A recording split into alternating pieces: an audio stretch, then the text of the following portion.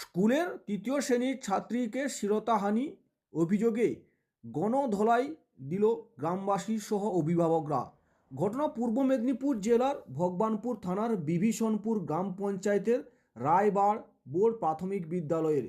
অভিযোগ, বৃহস্পতিবার গ্রামবাসীরা রায়বাড় বোর্ড স্কুলের সামনে বিক্ষোভ দেখাতে শুরু করে।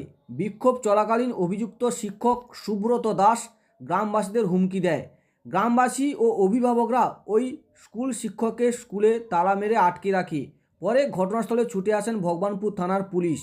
ভগবানপুর থানার পুলিশ ওই শিক্ষককে আটক করে নিয়ে যাওয়ার সময় উত্তেজিত গ্রামবাসী ও অভিভাবকরা অভিযুক্ত শিক্ষককে জুতো, লাথি, কিল, ঘুষি দিয়ে গণধোলাই দেয় পুলিশের সামনে।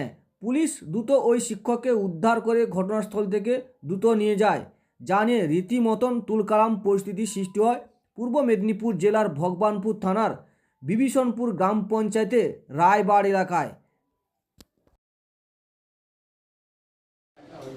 আমাদের ভগবানপুর ১ নম্বর ব্লকের অন্তর্গত বিভীষণপুর গ্রাম পঞ্চায়েত এলাকায় রায়বাড় বোর্ড প্রাথমিক বিদ্যালয়ের সহকারী শিক্ষক সুব্রত দাস আজকে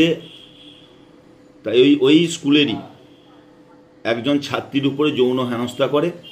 ঠিক সেই সময় গ্রামবাসীরা তাকে হাতে নাতে ধরে ফেলে। যদিও জানা যায় এর আগেও অনেক মেয়ের উপরে যৌন নির্যাতন করেছে এবং তারপর গ্রামবাসীরা গণপ্রহার শুরু করে, পরে পুলিশ উদ্ধার করে নিয়ে যায়। আমরা আবেদন করব যে এদের আসল চরিত্র মানুষের কাছে তুলে ধরুক। সমস্ত জায়গা থেকে এই আবেদন থাকবে আমাদের। নমস্কার। নাম? অরূপ সুন্দর পণ্ডা, সভাপতি, ভগবানপুর 1 পঞ্চায়েত।